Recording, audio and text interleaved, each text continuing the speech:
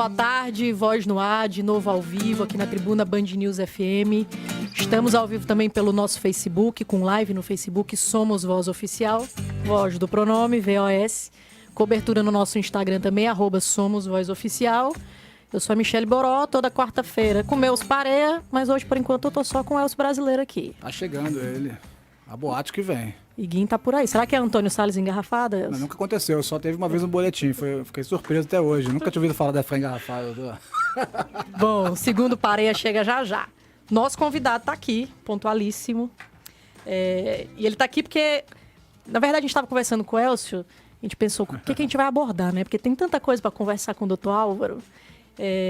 Mas uma das coisas que pintou entre todo mundo, assim, que era uma questão comum, doutor Álvaro é pediatra e ele tem consultas longas com seus pacientes. Não sei se era isso para a gente comemorar essa sessão. A gente fez até uma pergunta, viu, doutor Álvaro, nas redes sociais. Quanto tempo durou sua última consulta? E porque é isso, a gente tem um pouco essa carência, né? Mas o doutor não é só isso, não são só as consultas dele que são diferentes, não. Ele é professor também de pediatria da UFC, é membro do IPRED, a gente precisa falar do IPRED hoje também, que muita gente conhece a sigla, mas pouca gente sabe o que realmente acontece no IPRED, né? Qual é o trabalho. Acho que eu posso dizer também que o doutor Álvaro é um amante da poesia. Pode. Boa tarde, doutor Álvaro, muito obrigado por estar aqui. Boa tarde, Michele, é um prazer enorme estar aqui com vocês, com o Elcio, por toda a Jangadeiro. Maravilha. Bom, a gente já dá início aqui ao nosso papo com o doutor Álvaro, porque antes tem a nossa rodadinha de notícia. Hoje não é nem a Carlinha, hoje é o Ítalo Alcântara que está aqui com a gente para a nossa rodada de notícias.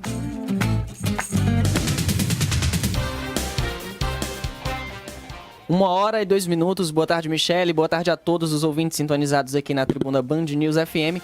O mês de abril registrou aumento de 12,6% em relação a março na quantidade de homicídios, latrocínios e lesões corporais seguidas de morte que aconteceram no Ceará. Ao todo, 213 assassinatos foram registrados no quarto mês deste ano, contra 190 no mês anterior. Já em comparação a igual período do ano passado, houve queda de 41%. Cartões utilizados no transporte público de Fortaleza e região metropolitana não têm mais exigência de valor mínimo para recarga. Até então, as recargas só poderiam ser feitas com valores a partir de R$10. Agora, qualquer valor pode ser utilizado para colocar novos créditos no cartão. A medida vale para bilhete único urbano e metropolitano, carteira de estudante, vale transporte, cartão avulso. Aprovado na Assembleia Legislativa do Ceará o projeto de autoria do Executivo que estabelece cobrança pelo uso de tornozeleiras eletrônicas. A medida vai valer aos presos beneficiados pela progressão de regime que tenham condições financeiras de pagar pelo equipamento. Seu caminho. Informação de trânsito para você ouvinte que trafega agora pela Avenida Antônio Salles, um ponto de lentidão entre a Rua Barão de Arati e a Avenida Rui Barbosa. Então você que trafega ou pensa em passar por esse caminho, se tiver uma rota alternativa, é melhor que o faça. Agora 1h03, Michele. Obrigada, Ítalo. Bom, será que a gente acertou então? O Igor tá por ali? Tá nesse cruzamento aí? Eu tô impressionado, tá engarrafado mesmo, Antônio Salles? Não é possível. Bom, gente, como eu disse, a gente está ao vivo pelo Facebook, Somos Voz Oficial, com cobertura pelo nosso Instagram também. E quem quiser mandar alô aqui pro programa, fazer perguntas pro doutor Álvaro, tem o WhatsApp da Tribuna Band News, o WhatsApp do Voz, 981543814. 81543814. Bom, doutor Álvaro, vamos pro papo agora. Como eu disse, a gente tem muita coisa para conversar com o senhor, a gente vai conversar sobre tudo. Mas essa abertura que eu fiz, o Elcio falou muito da consulta do senhor, a gente chamou de uma consulta humanizada, né? Uma consulta que tem conversa, que tem atenção.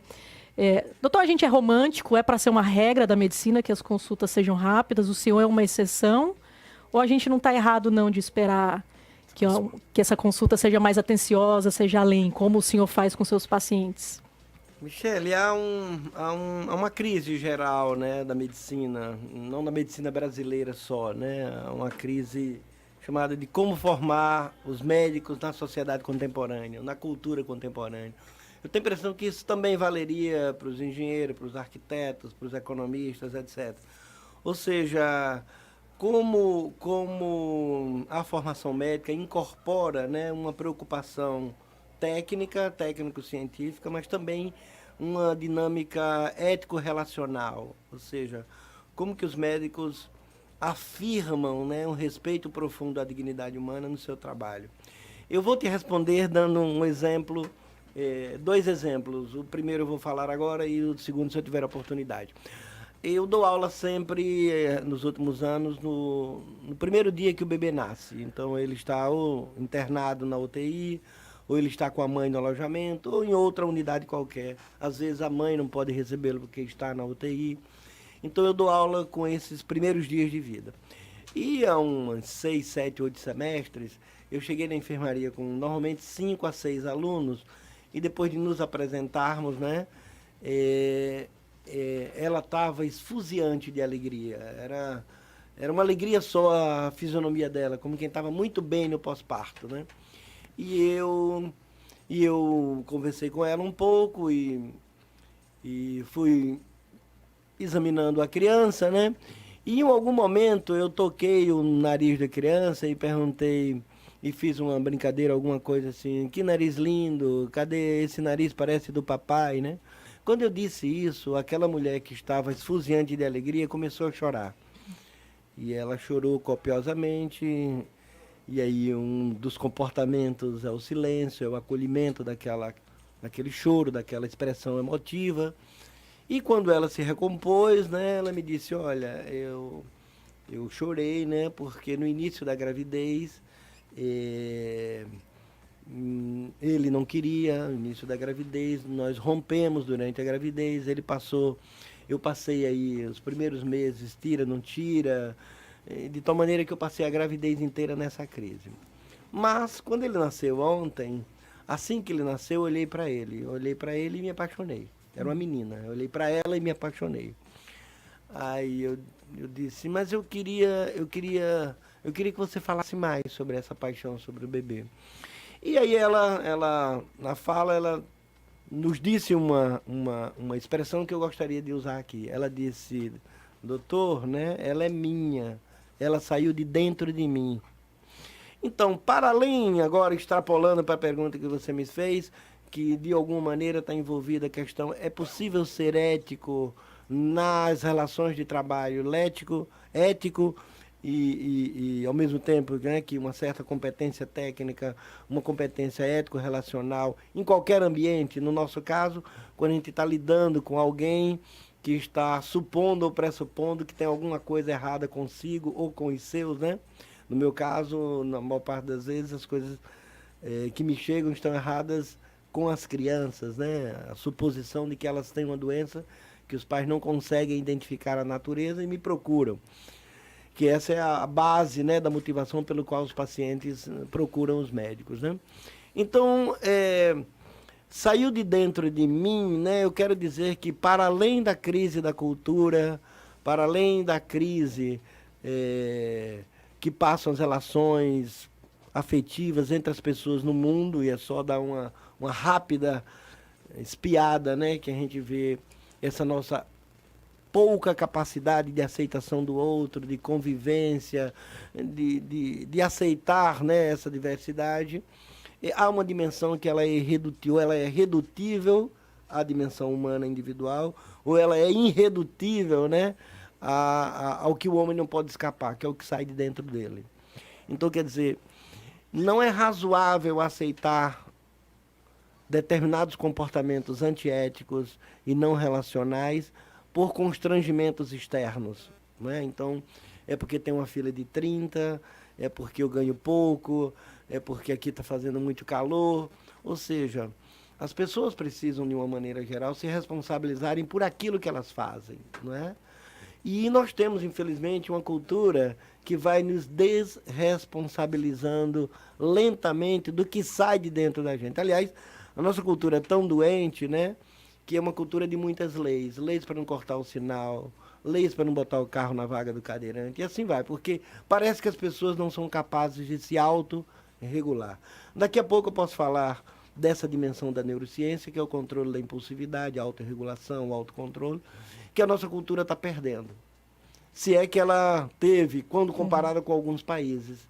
Por exemplo, na Alemanha você pode andar na velocidade que quiser. Agora, se você cometer uma infração, você tem muito claro que qual é a inflação e a infração, qual será a punição e de tal maneira que você decide se faz ou não faz aquela... Porque você sabe que não vai ficar impune. Era isso a expressão que estava me fugindo isso. Impune jamais, né? Infelizmente, nós temos uma cultura de impunidade, né?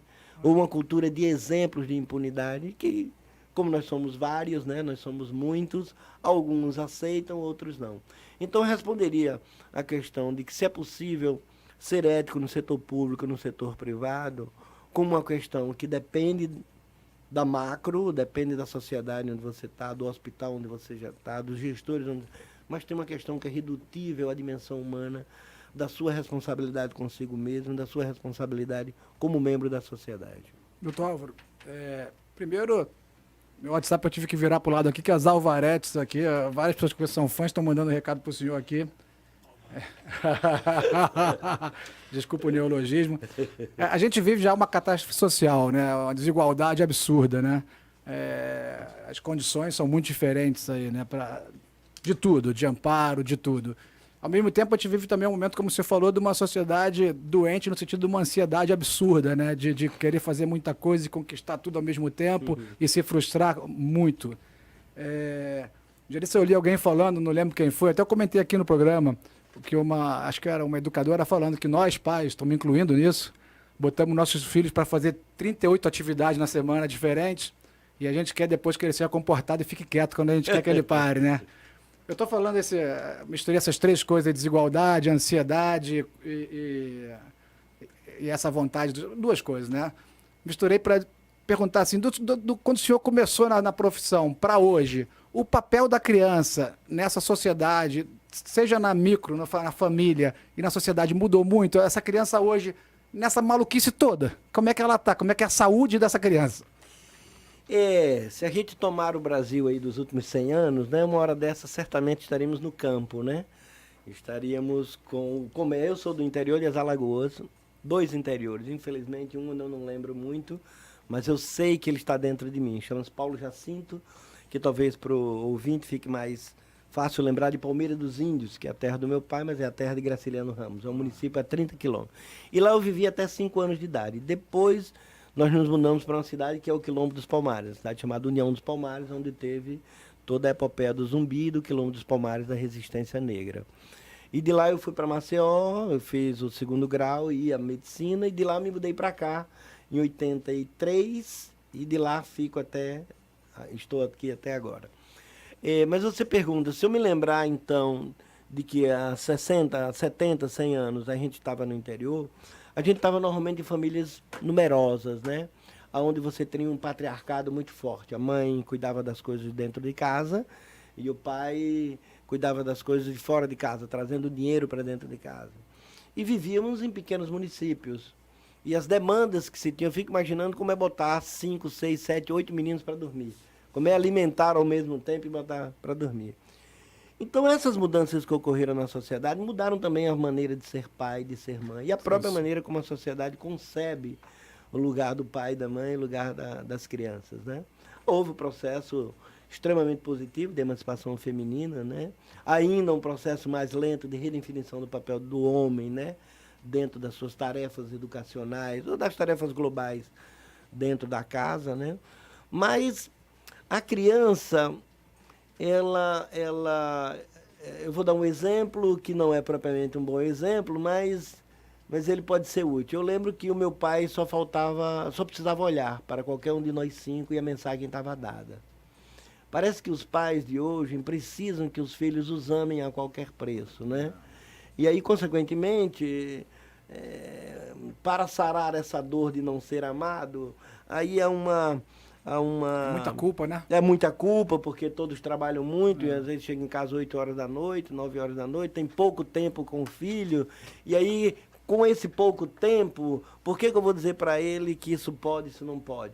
Na verdade, está subtraindo a possibilidade da criança aprender com esse pai quais são as regras do mundo, né? Alguém me pergunta... São necessárias, né? Quando é que eu posso levar meu filho para um shopping? Quando é que eu levo meu filho para um restaurante? Eu disse, quando você ensinar para ele que nós somos muitos, uma coisa sou eu na igreja, outra coisa no cinema, outra coisa na praia, outra coisa no shopping. Quando ele souber que o que caracteriza o humano é essa flexibilidade de lidar com diferentes desafios, você acabou de comentar que a Antônio Salles está sempre engarrafada. Eu tive a sorte de vir por outro lado, né, e não peguei a avenida engarrafada. Mas ando todo dia na cidade e tem uma batida, e eu tenho que ter a flexibilidade de mudar o meu plano, não é? Então, a flexibilidade mental, eu vou falar mais na frente, né? Essa flexibilidade é que garante a nossa capacidade de adaptação às circunstâncias, inclusive às circunstâncias mais deletérias, mais terríveis, porque se não fosse assim, não estaríamos aqui. Eu fico pensando, há 300 anos, o que era que se comia no interior do Ceará uma hora dessa. Ou vou dizer na minha área, como era um parto há 100 anos atrás de quem precisava de uma cesariana. A cachimbeira, né, a moça que faz o parto, botava a mão lá em cima e vertia um menino, puxava o menino e ali puxava o útero, e ali a quantidade enorme de mães morriam e o menino nascia ou morto ou nascia com graves problemas. Hoje, a nossa capacidade de salvar bebês com menos de 1.000 gramas é praticamente a da melhor parte desenvolvida no Brasil. Depois eu gostaria de falar sobre isso, porque o Ceará tem um exemplo para dar para o país do que ocorreu nos últimos 35 anos. Eu vou falar da minha área, que é a saúde das mulheres e a saúde das crianças. Maravilha. Então, a gente vai para o primeiro bloco agora, para o primeiro intervalo, doutor. E a gente volta com esse assunto, com mais conversa aqui com o IPRED também, como eu disse, que eu acho que a gente precisa falar do trabalho do IPRED. Meu outro pareia chegou. Igor de Mello está no estúdio também. Agora, equipe completa, a gente volta já já. O Papo com Voz volta já. Tribuna Band News FM Fortaleza.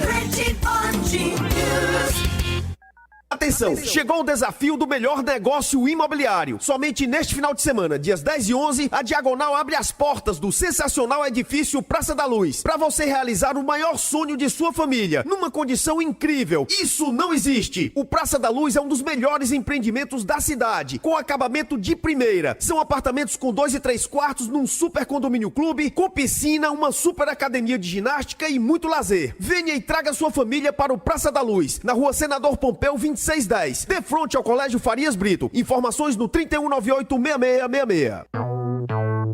Que tal contratar segurança e credibilidade em um só lugar? É assim no Grupo Viper. Há mais de 23 anos prestando serviços de vigilância armada, desarmada, terceirização de mão de obra e gestão de condomínios. Ligue 31 33 13 13 e converse conosco. Grupo Viper. Trabalho é o nosso compromisso.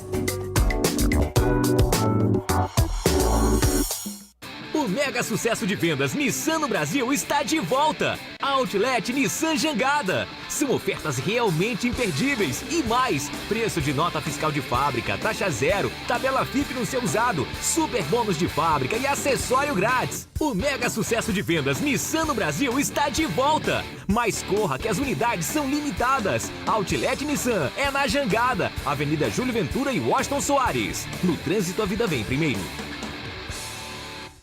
Band News FM. Em 20 minutos, tudo pode mudar.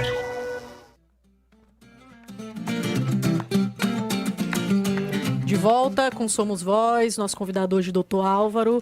E Gui no estúdio agora, inclusive, tenho Olá, que tudo bem? fazer uma observação aqui. É o aniversariante da semana. Olha aí, rapaz, foi aí. Ele é a Olha esposa. a animação gente. dele. Ele é a esposa, né? É porque... E a Et também, Et Arcanjo. Arcanjo foi ontem, hein? A Predestinados bonitona. demais. Foi 34, viu, Ed? Se lembra? Ela falou que era 35, eu não sabia a idade dela. É porque tá com carinha ainda de 34. Não, ela botou 35 pra ela, era 34. Ah, ela errou a própria idade. Foi. Et, precisamos conversar. Bom, a gente vai já continuar a nossa conversa aqui com o doutor Álvaro, porque a gente vai primeiro para nossa rodada de notícia, hoje com Ítalo Alcântara.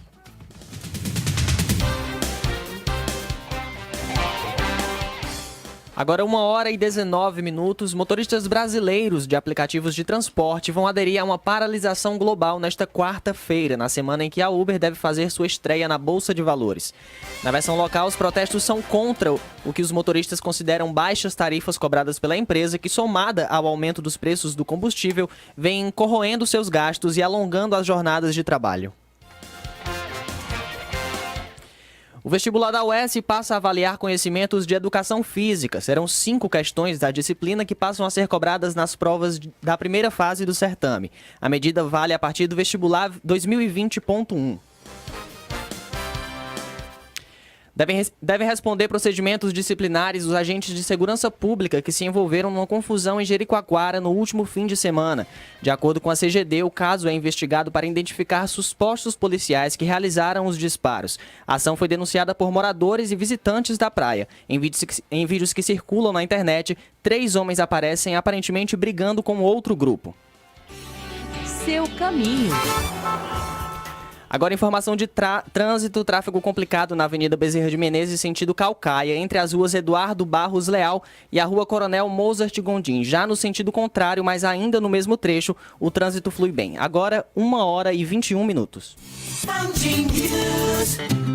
Bom, de volta agora com o nosso papo com o Dr. Álvaro, médico Bicho, posso só interromper um minuto? Claro. Se eu entendi bem a notícia do Ítalo aí, pessoal do Uber aí, briguem aí contra o Uber na porcentagem que ele come de vocês, mas não aumentar a tarifa não, senão vai ficar feio o negócio.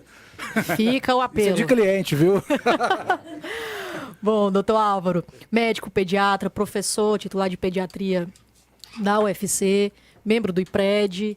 A gente está conversando aqui, óbvio, não só sobre saúde infantil, mas a gente já passou aqui até pela ética médica, a condição da criança hoje, como é que se educa uma criança, como é que se acompanha a saúde da criança na sociedade moderna, com tantas mudanças. O doutor Álvaro fez uma comparação aqui com a própria infância dele, de como é de hoje. Mas a gente foi para o intervalo, o doutor Álvaro queria dividir com a gente um projeto do cearense, é isso? Relacionado ao... Um destaque, cearense, você falou que é destaque na área da pediatria. Ah, sim, em 1900, vamos ficar aí nos anos 80, né? Nos anos 80 não se sabia praticamente nada do que acontecia com a saúde do cearense. Quer dizer, uma mulher podia engravidar, podia perder o bebê e ninguém ficava sabendo. A gente não tinha nenhum sistema de registro. Então, em 1987, começa a primeira grande pesquisa chamada PESMIC, Pesquisa de Saúde Materna Infantil, feita em 30 municípios do Ceará, com mais de 8.000 famílias. E essas pesquisas, elas vêm se repetindo a cada 5, 6 anos. Agora, esse ano que passou, 2018, foi feita a 7ª pesquisa. E ela vai dando um espectro muito amplo, né, de como era a saúde do Ceará, da criança e da mulher no Ceará e como é hoje. Então, por exemplo, a taxa de mortalidade infantil era mais de 100 por mil, aí no início dos anos 80. Hoje está perto de 13 por mil.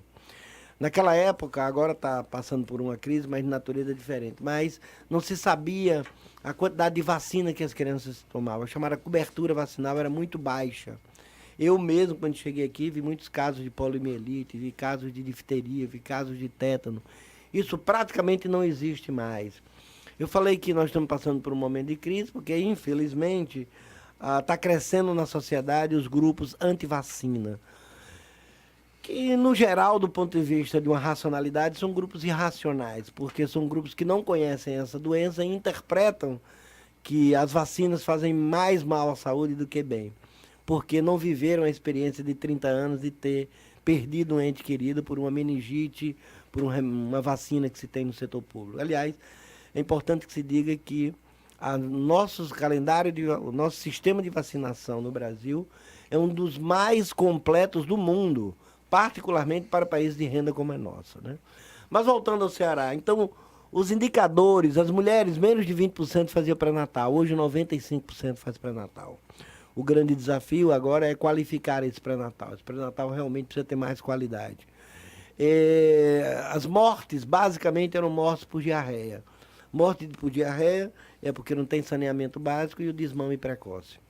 O saneamento melhorou muito. No início dos anos 80 era apenas 20% em Fortaleza. Tudo bem, ainda não é universal, mas alcança quase 80%.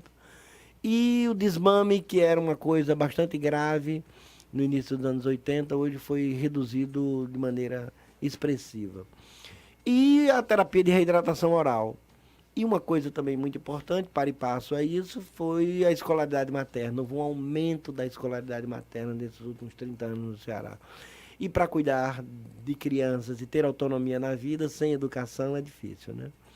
Então, esse é um panorama muito rápido do impacto que a reorganização do setor saúde no estado do Ceará produziu de indicadores. De tal maneira que a redução da taxa de mortalidade infantil, que deu um prêmio do Unicef ao Ceará, foi a taxa mais significativa que ocorreu em todos os países naquela década, que foi exatamente de 87 até 94 e depois estendido até 2000. O Ceará teve uma redução de mais de 40% na taxa de mortalidade infantil em 4 anos, que era uma coisa impensável que um estado de 6, 7 milhões de habitantes à época, né, conseguisse fazer. Então, o avanço, ainda temos muitas coisas, né, carências enormes, mas é importante ter uma ideia de onde nós partimos. Né?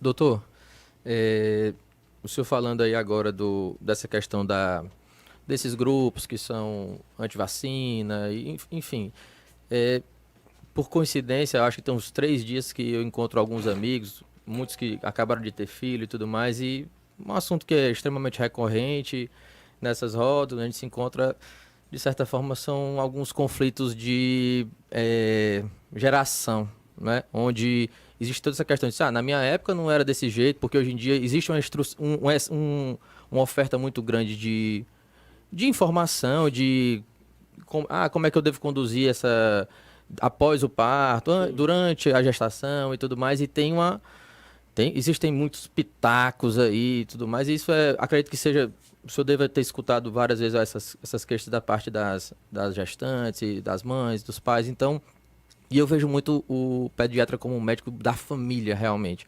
Assim, eu fiquei na minha pediatra, acho até os 16 anos, sei lá, 15 anos. 19. Até 19, até os 16 eu ia na pediatra, minha mãe me levava lá. Eu tenho vontade até hoje. Minha mãe que me ensinou. Tinha coisa que médico não resolvia, ela disse, vamos no seu pediatra. E resolvia. Isso depois de cabra velha já.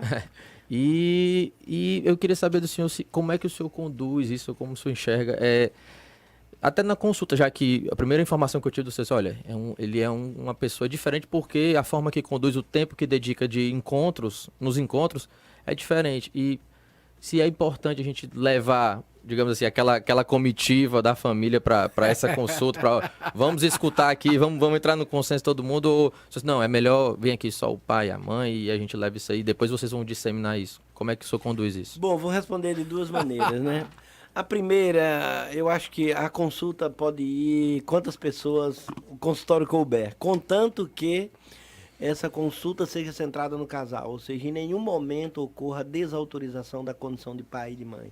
Às vezes, né, se contratam pessoas para cuidar do filho e essas pessoas terminam substituindo, né, ou fragilizando a autonomia e o senso de competência que um pai e uma mãe têm que ter. Porque quando o menino chorar às 2 horas da manhã, esse pai e essa mãe têm que perceber que esse menino está querendo dizer alguma coisa, interpretar e responder. E isso que vai dando para ele um senso de, olha, ontem à noite ele chorou, é muito capaz de que esse choro de agora tenha relação com a mesma coisa que ocorreu ontem. É calor, é frio, decodificar é fome, isso aí, né? Exatamente. E destinar isso a outra pessoa não é um bom começo. Então, é importante, a sogra pode ir, a mãe pode ir, a tia pode ir, mas jamais nem o pediatra deve deixar, obviamente, educadamente, né? Que esse pai e essa mãe saia fragilizado dessa consulta.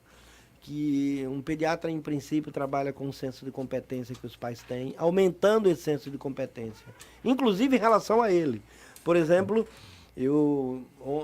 esses tempos é febre, todas as crianças estão com febre. E tem um momento que o manejo da febre é um manejo da família.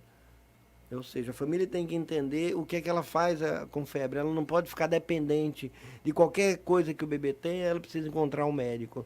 Porque ela se fragiliza e não aprende a cada episódio. Por quê? Porque uma criança pode ter 5, 6, 7 episódios de infecção viral por ano. Então ela vai ter 5, 6 vezes, quase uma a cada mês e meio, 2 meses, um pico de febre, um catarro no nariz, uma tosse. E a família deve ir sabendo exatamente como manejar isso em casa e também os sinais em que ela deve se preocupar e ligar para o médico ou correr direto para o hospital, etc. Então, o número não é problema. O problema é resgatar o lugar do pai e da mãe como as autoridades, pátrio poder, né? Como as autoridades próprias mais responsáveis pelo cuidado com a criança. Porque existe muito isso da... Primeiro, a geração anterior, ela tem um diplominha ali que é do... Você tá aqui, então eu sei o que é que eu tô te dizendo, né? Então, existe essa... Às vezes desautoriza, às vezes sem perceber, né? Faça... Ó, a menina tá com febre, pois bota... Eu sempre fiz isso, né? Pronto. Então, por exemplo, vocês tomaram mingau desde cedo, vocês não tomaram... Eu não tomei vacina, estou aqui, né? Então, a gente pode explicar isso de várias maneiras. Eu vou dar um exemplo. Por exemplo, quando o evento é raro, vamos supor o seguinte, há vários anos, agora os dados mudaram, mas há vários anos se acidentavam 50 pessoas no trânsito em Fortaleza. Quem serão as 50 de amanhã? Ninguém sabe, ninguém tem bola de cristal. Mas a gente tem método para prever. Então, por exemplo, quando eu pego um táxi, um Uber, ele diz, andei 400 quilômetros hoje. Aí eu olho, eu ando 50, ando 60 quilômetros. Então, se ele se expõe mais, ele tem maior risco. É como o sujeito que fuma 2 cigarros e o que fuma 20. A gente chama de uma dose, de um gradiente dose-resposta. Quanto maior a dose, maior a resposta. Se for uma dose negativa, né, maior a resposta negativa. Então, como o evento, doença prevenível por imunização ficou raro, exatamente pela cobertura da maioria das pessoas, as famílias hoje não têm mais experiência com sarampo, não tem mais experiência com difteria, com tétano, com coqueluche. E aí acha que essa doença não existe. E aí vem as fake news, né? Vixe, E aí vem disseminação de questões econômicas, por exemplo, de que a vacina tem alguma coisa a ver com autismo, e não tem, isso já está bem documentado que não tem, e outras, né? E outras fakes que a gente precisa ir combatendo, digamos assim. Bom, doutor, disse que a gente ia falar do IPRED agora nesse bloco, mas antes até puxar aqui para o John, porque quando a gente fala de cuidado da criança, tem o pediatra, tem a família, mas tem muitos projetos na cidade muito bacanas que fazem um terceiro papel ali também. E a gente já entrevistou tanta gente bacana aqui, inclusive na rádio. Então a gente juntou 3 exemplos aqui de ONGs, né, organizações não governamentais, iniciativas individuais que acabaram virando projetos grandes que acolhem crianças aqui sob determinadas áreas diferentes, mas que acabam favorecendo também a saúde dessas crianças. E alguns projetos que, a princípio, não tinham nada a ver com saúde, por exemplo, projeto de dança, mas aí, óbvio, os fundadores percebem que a saúde antecede e passa por tudo, né? Então, hoje eles acabam oferecendo serviços diretos também de saúde. Quem fez essa listinha rapidinho aqui pra gente foi o John, e aí a gente vai pro IPRED, depois dessa listinha. Manda, John. Olá, gente. Boa tarde a todos vós. Nesse clima, né, de entrevista com o Dr. Álvaro Madeiro, trago aqui alguns exemplos, citados aqui pela Michele, de organizações da cidade civil que trabalham no bem-estar e no desenvolvimento de crianças e adolescentes aqui de Fortaleza. O primeiro exemplo, mais recente, do Padre Rino Bonvini, do Movimento de Saúde Mental Comunitária do Bom Jardim, o MSMC. Ele veio aqui, deu uma entrevista conosco falando, entre outras coisas, do projeto Sim à Vida, projeto que existe desde 1998, atuando na área do Bom Jardim, fazendo atividades pedagógicas com crianças e adolescentes da região, além de Pacatuba e Maracanaú, que tem como intuito a prevenção às drogas, né? Também na área da saúde, a gente também recebeu aqui Pedro Meneleu, que é diretor executivo do Instituto do Câncer do Ceará. É um instituto que atua no tratamento do câncer aqui no estado, e muitos dos pacientes desse instituto são crianças, né? Ao todo, uma parte dos 12 mil pacientes que eles atendem todo ano. E uma entrevista marcante de uma personalidade que também trata dessa questão do desenvolvimento infantil, mais na área da cultura, é a da Dora Andrade, que é a diretora da Escola de Dança e Integração Social para Crianças e Adolescentes, popularmente conhecido como EDISCA. Então, a ex-bailarina, a Dora Andrade, ela fundou em 91 e até hoje ela dá aula de balés para crianças e adolescentes de baixa renda, mas também proporciona a eles aulas de apoio à escola formal, grupos de apoio psicológico e também atenção à saúde. Lembrando para o seu ouvinte que quiser ouvir essas matérias e também o podcast desses convidados, só acessar o nosso site, somosvozes.com.br. E eu deixo a dica pro Dr. Álvaro falar um pouco do trabalho dele do IPRED. Isso, ele vai falar no próximo bloco. Só lembrando aí, a gente tem outros exemplos dentro do site também. Falar da doutora Olga, né, Peter Pan. Irmã Conceição, a gente tem exemplos muito bacanas da cidade e adora, inclusive, como eu falei pro doutor, ela começou ensinando dança, só que ela recebia crianças com fome lá. Então, hoje ela oferece também como é que eu posso dizer, um auxílio nutricional. Tem nutricionista, eles cuidam da alimentação lá, é um cuidado geral da saúde que antecede e passa por tudo. E aí, no próximo bloco, o doutor Álvaro vai explicar pra gente, para muita gente que conhece a sigla, que já ouviu falar do IPRED, mas não conhece de fato o que é que acontece lá. A gente volta já já. Tribuna Band News FM Fortaleza. Ô amor, será que tá na hora do nosso primeiro AP? Claro, amor. Sério? Acha que podemos pagar? Lembra porque o Matheus foi o primeiro da turma? Só porque ele estudou? E porque a Ana ganhou o primeiro carro? Porque concorreu. Isso! E porque a gente pode comprar o primeiro AP? Porque na Canopus a gente pode. Sim! Na Canopus a gente consegue! Mais de 1.000 unidades no centro da Calcaia e do Eusébio. AP em condomínio com clube completo e parcelas a partir de R$ 499. Na Canopus você consegue. Ligue agora. 4042 1222. Que tal produzir sua própria energia e economizar até 90% na conta da sua residência e da sua empresa logo no primeiro mês? A Soul Energy Solar te ajuda. Nossa equipe assegura a instalação perfeita dos painéis solares e ainda dá garantia dos equipamentos por até 30 anos. Entre em contato com a equipe da Soul Energy Solar e peça um orçamento através do telefone 3491-8556. Sua energia limpa e renovável com orçamento justo. A Soul Energy Solar garante. Já pensou acompanhar seus esportes favoritos e os times que você mais gosta e ainda ganhar prêmios com isso? A NetBet está oferecendo a você um bônus de boas-vindas de até 100% para novos clientes. Entre no site, cadastre-se e venha curtir conosco. Sigam @NetBet Brasil no Instagram e acessem netbet.com. Façam suas apostas. Toda data especial merece algo especial. Não perca a mega promoção do Alameda Auto Shopping, de 8 a 11 de maio. Aqui você encontra o sonho de cada mãe. Mais de 400 veículos de todas as marcas. A melhor opção com a garantia e o conforto que ela merece. O verdadeiro amor tem nome: Mãe. Venha conferir e saia de carro novo. Aqui no endereço do melhor carro. Avenida Rogacino Leite 280. Só até sábado. Se beber, não dirija. Milhões de brasileiros conectados, ligados na rede de notícias mais ágil e completa. Band News FM. Em 20 minutos, tudo pode mudar. De volta com Voz na Rádio, com o nosso convidado doutor Álvaro aqui no estúdio. Bom, doutor, a gente foi pro intervalo citando exemplos de associações, exemplos individuais aqui. A gente vai falar do IPRED, mas o Elcio tem uma listinha de alôs aí, tem uma turma... Como é que você disse?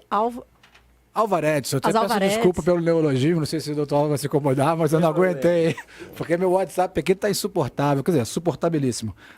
Eu vou esquecer aqui, mas a Ana Forte Leal mandou um beijão, a Raquel Petrone, tem uma galera aqui falando, Renata, Elisa, Maíra, só que a Karine mandou aqui uma mensagem que eu achei engraçada, que ela falou: Antônio Salles realmente está horrível, só o doutor Álvaro mesmo para nos acalentar nesse trânsito.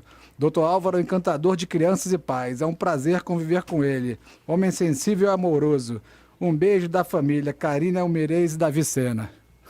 Tá entregue. Obrigado, Karine. Não somos nós que estamos dizendo, né? Tá aí. Quem já passou pelo Dr. Álvaro tem até fã-clube aí, tem as paquitas do Dr. Álvaro. Acho que ele não tá gostando disso. É porque ele é muito humilde, ele é discreto.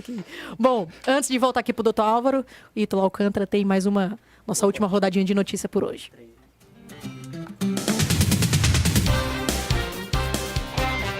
O jornalista e âncora da Band News FM, Ricardo Boixá, será homenageado em memória com a Comenda do Mérito Institucional da Sociedade Cearense de Cidadania.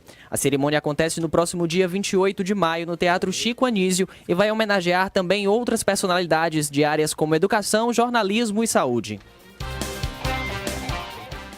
O preço da cesta básica em Fortaleza chegou a R$ 459 em abril, uma alta de 3,16%, a maior do Nordeste. O vilão da inflação foi mais uma vez o tomate, com aumento de 15,24% no mês.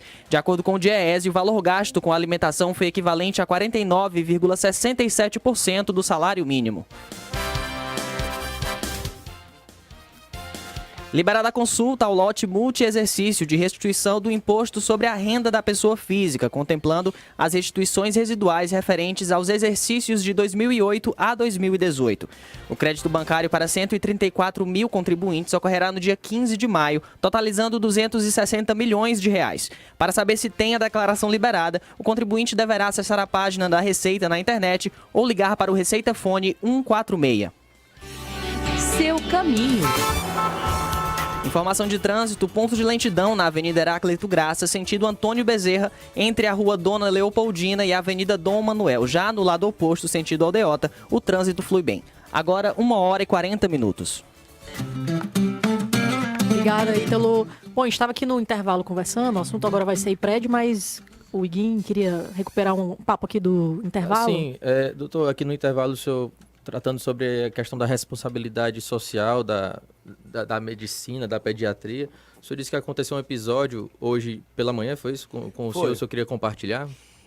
Hoje de manhã eu estava dando aula com os alunos e eram 3 gestantes, né? Uma delas tinha 21 anos, ela tinha 2 filhos, um filho ia completar 3 anos, esse filho atual.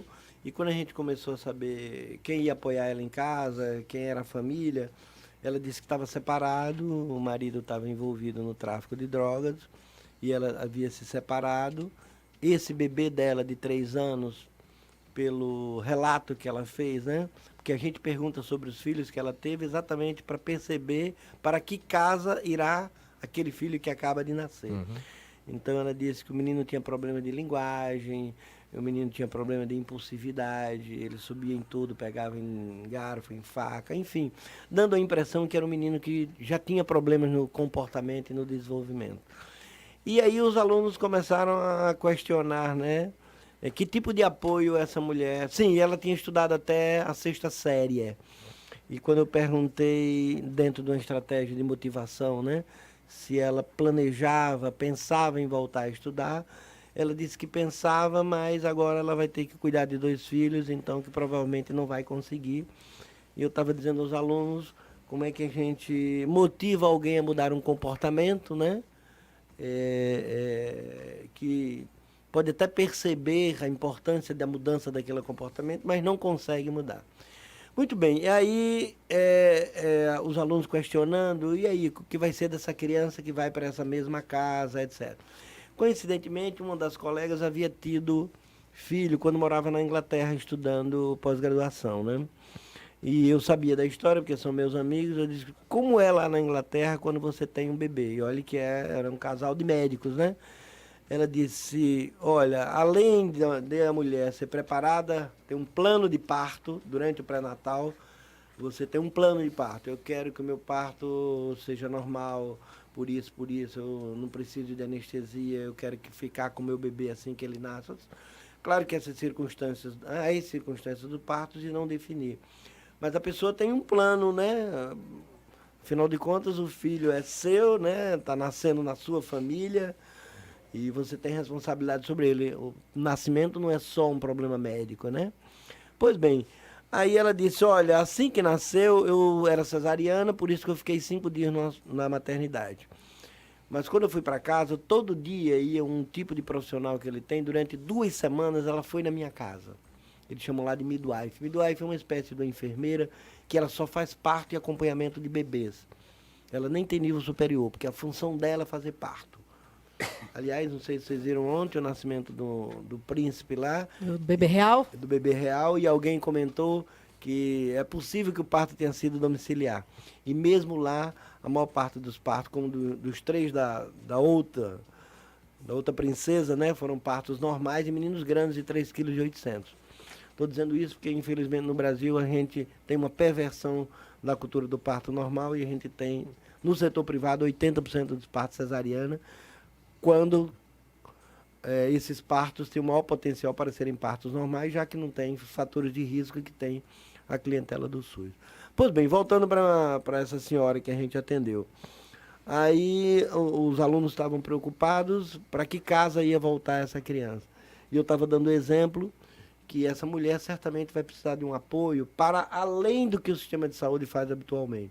Então, por exemplo, ela recebeu durante 2 semanas essa midwife, né, essa enfermeira, e até 30 dias, depois dos 15 dias, ela recebia a visita de uma profissional que aqui a gente poderia considerar um agente de saúde, e que depois ia ficar indo mês a mês.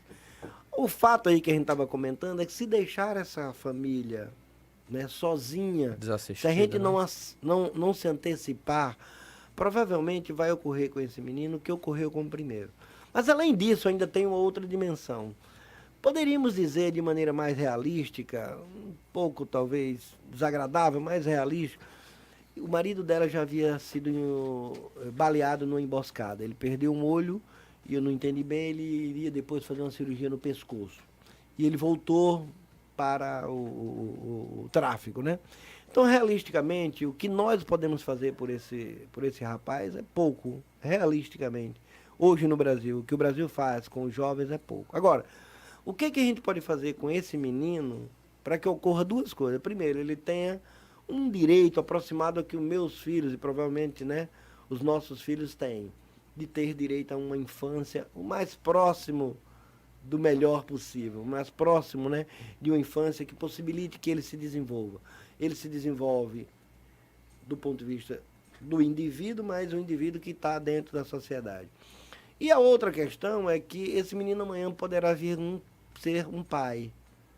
E ele vai ser um pai que vai acumular os problemas que ele teve durante a vida inteira, e certamente ele vai repetir a história dos seus próprios pais, que provavelmente já repetiram. De tal maneira que a gente tem aí 2, 3 gerações, ou seja, nós todos pagamos um preço muito grande quando uma criança não se desenvolve bem. Então isso é um movimento, e eu já vou comentar sobre o IPRED. O IPRED é uma das instituições da sociedade civil que tem isso muito claro, que se nós abandonarmos as crianças, todos nós pagaremos um preço cada vez maior. Não sei se vocês lembram do fato em si, há 4, 5 meses, quando teve toda essa questão da violência no Ceará. Dentre outras coisas, quando eu ligava a televisão, eu ficava ouvindo pelo rádio as notícias, eu estava indo aí, a notícia dizia, jogaram uma bomba no ônibus ali, etc, etc. E em seguida ele dizia, prenderam 3, prenderam 4. E eu ficava ali ouvindo para ele dizer, prenderam 3, 2 de 15 anos e 1 de 16. O que é que eu estou querendo dizer? Que ninguém vira um criminoso com 16 anos de idade. Essa mente distorcida socialmente, essa mente que amanhã vai aderir à criminalidade, é uma construção. Você imagine um menino desse crescendo numa casa. Nós podemos mudar a casa dele? Não. O que é que nós podemos fazer? Treinar pessoas para que vá à casa dele conversar sobre desenvolvimento e que atraia ele para o sistema formal de saúde. Então, bons serviços de enfermagem, bons serviços de assistências sociais, bons serviços médico-pediátricos ou médicos de família, tem uma certa capacidade de evitar que esse menino repita a história trágica de seus pais. Maravilha. Bom, a gente vai para o nosso último intervalo agora. Tem mais doutor Álvaro no próximo bloco. Tem também nosso Tem que Conhecer. E o doutor Álvaro parece que tem um pezinho ali na arte também, acho que diria poesia. Ver se ele confirma aqui no próximo bloco pra gente. A gente volta já já. Tribuna Band News FM Fortaleza. Onde viver bem? Seu novo lar te chama. Brisas Residence. Próximo ao Parque do Cocó, entre o Iguatemi e o Rio Mar. 123 metros quadrados e ampla área de lazer. Brisas Residence. A qualidade e a sofisticação que sua família sonha. Encante-se com o decorado. Rua Bento Albuquerque, 1670. Construtoraara.com.br 32656014. Acontece na FIEC. O ensino médio das escolas brasileiras está sendo transformado. Em 2016, o Serviço Social da Indústria, SESI, saiu na frente e iniciou em 5 cidades, entre elas Fortaleza, a implantação de um projeto piloto baseado nas mudanças propostas pelo governo federal. Este ano foi a vez de Sobral adequar-se à reforma, com a extensão do modelo às escolas da rede SESI de todo o Brasil. Acontece na FIEC.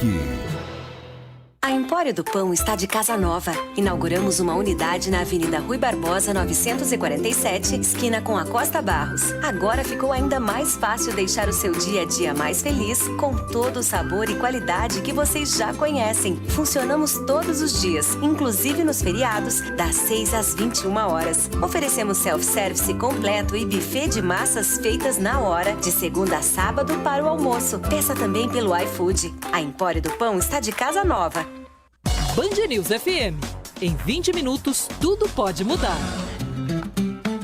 De volta, Voz na Rádio. Antes de ir pro nosso último bloco aqui, mandar um alô pro pessoal que tá no Facebook acompanhando a gente. Vera Queiroz, Júlio César Ferro mandou um boa tarde aqui. Norton Arcari e a Vando Livino. Boa tarde, amigos. Um bom tema e um bom programa. Muito obrigado, Vando.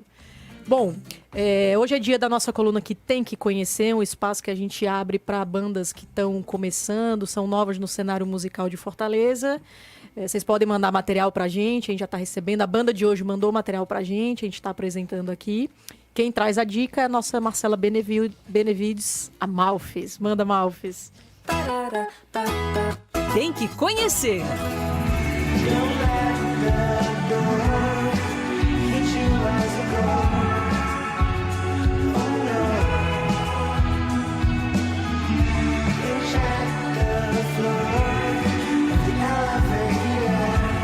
E aí, galera, tudo bom? Esse trecho que vocês acabaram de ouvir é da música As You Go, da banda cearense Indigo Multi. O grupo começou suas atividades em 2017, já estreando no festival Garage Sounds, como opção indie em um festival que é conhecido pelo hardcore. No começo de 2018, a Indigo lançou 2 singles e um EP, chamado Good Friend, Bad Lover. A banda tem se apresentado em Fortaleza, João Pessoa e fez uma mini turnê em São Paulo, com participação no festival Porta Maldita, organizada pela Casa do Mancha. Agora, em 2019, eles lançaram um clipe da música As You Go, que foi essa que vocês ouviram um trechinho aqui. Outra novidade para este ano é uma turnê pelo Nordeste no segundo semestre. A Indigo é formada por Leonardo Mendes, voz e guitarra, João Vitor, guitarra e backing vocal, Levi Galas, baixo, João Lima, teclado e backing vocal e Paulo Henrique, bateria. Para conhecer mais sobre o trabalho dessa galera, é só acompanhar as redes sociais pelo Facebook, Twitter e Instagram. É só procurar pelo @IndigoMood. O EP está disponível no YouTube e nas plataformas de streaming. Eu fico por aqui e a gente se encontra no próximo Tem que Conhecer. Doutor Álvaro, falei aqui da música, da arte. O senhor tem uma relação, parece assim, de paixão com a poesia. Eu estou exagerando. A gente viu até vídeos do senhor declamando. Eu não me recordo. Viu? Eu sou um leitor, fundamentalmente um leitor. Escrevo alguns pequenos contos, né? Gosto de microconto. Mas escrevi uns 3 ou 4 poemas, mas descobri que não tenho talento para isso, não. Mas mostrou para alguém ou só escreveu para você? Mostrou? Mostrei para... Foi numa solenidade na Cooperativa dos Pediatras e também num congresso de pediatria que teve aqui o ano passado, um congresso nacional, que eles pediram aos médicos pediatras que tivesse alguma manifestação cultural fora do campo da medicina, né, para expor lá no stand. E foi um momento muito legal. Então, tinha pessoas que pintavam, pessoas que, enfim, escreviam livros, escreviam poesias, e foi muito legal. Bacana. Bom, e é de praxe nosso aqui, depois de todo o programa tem conteúdo extra no nosso Instagram, @SomosVozOficial, com todos os convidados. Não vai ser diferente com o Dr. Álvaro, a gente vai pedir dicas dele aqui de livro de poesia, de música, de filme. Mas, doutor, a gente ficou pendente ainda a explicar um pouco mais do IPRED, né?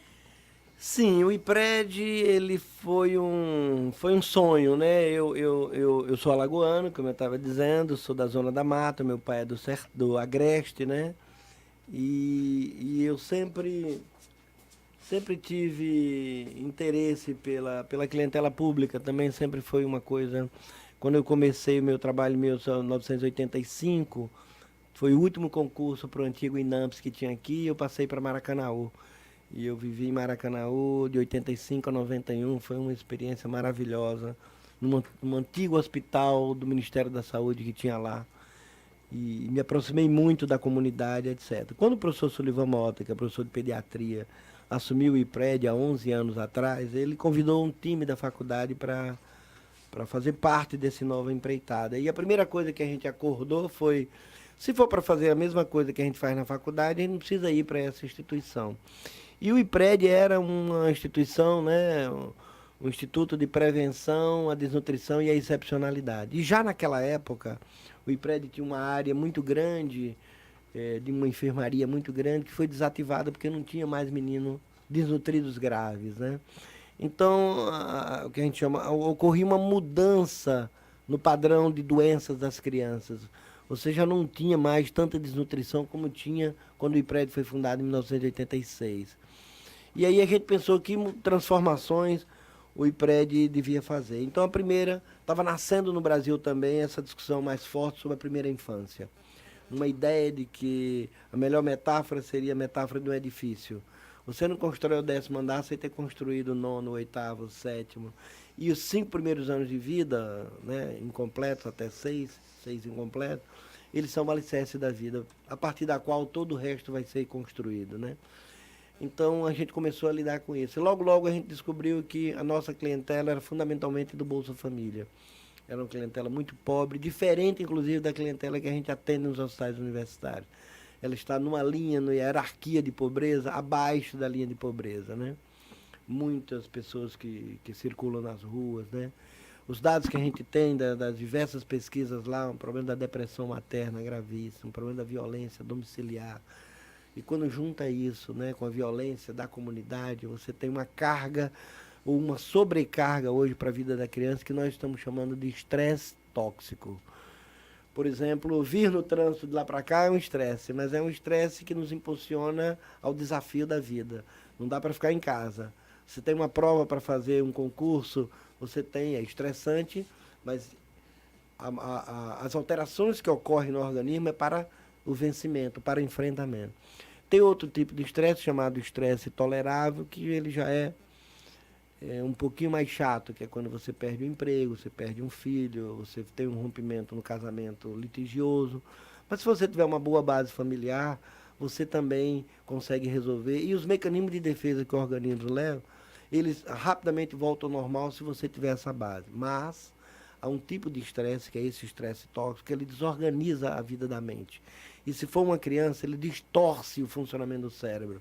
Estou falando do cérebro porque o cérebro é entendido de uma forma ampla, onde está a nossa alma, onde está essa materialidade das células, dos lugares onde as funções ocorrem.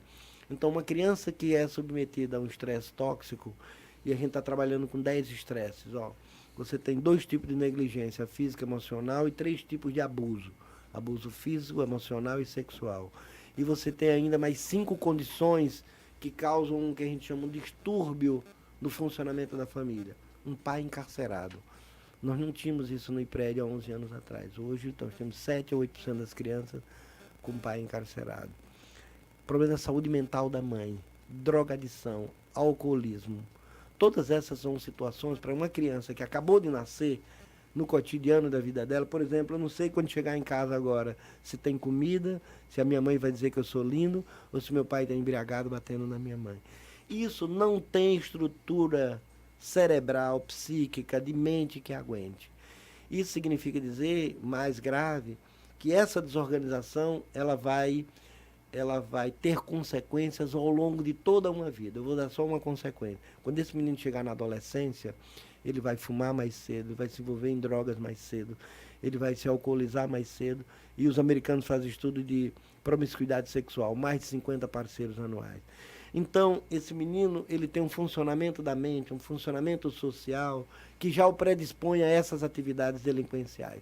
E o IPRED, todo o seu trabalho é para ajudar essas famílias a cuidarem dos seus filhos e se liberarem desse estresse tóxico. Maravilha. Bom, o programa está terminando. Teria mais assunto aqui, se a gente passasse mais meia hora, mais 1 hora com o doutor Álvaro. Doutor, muito obrigada, viu? Eu que agradeço, muito obrigado. Bom, esse conteúdo também vira podcast, é só conferir nas nossas redes sociais, @SomosVozOficial, no Instagram e no Facebook. Só reforçar aqui que a turma que estava no Facebook, de novo, mais um programa aqui com a turma de fora assistindo, o pessoal de Porto Alegre, do Sergipe, do interior do Ceará e de Fortaleza. Claro, um abração para todo mundo. Quarta-feira, a gente está aqui de volta para mais um Voz na Rádio. Um abração. Você ouviu Voz da Band News FM.